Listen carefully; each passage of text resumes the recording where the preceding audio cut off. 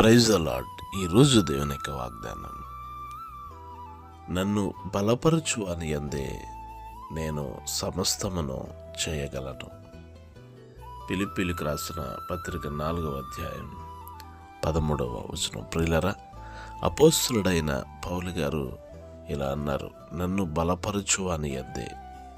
నిజమే, మనల్ని లోకంలో మనుషులు బలపరచలేరు, అధికారులు బలపరచలేదు, లేదా మనకు కలిగి ఉన్న ధనము మనల్ని బలపరచలేదు. కానీ సర్వ సృష్టికర్త అయిన దేవాతి దేవుడు మనల్ని బలపరుస్తాడు.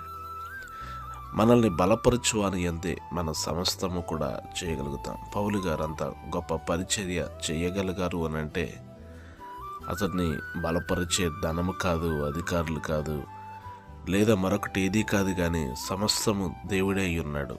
దేవుడే అతనిని బలపరిచాడు కాబట్టి ఆయన గొప్ప పరిచర్య ఆయన చేయగలిగాడు. మనం కూడా ఆ రీతిగా దేవుని చేత బలపరచబడదాం.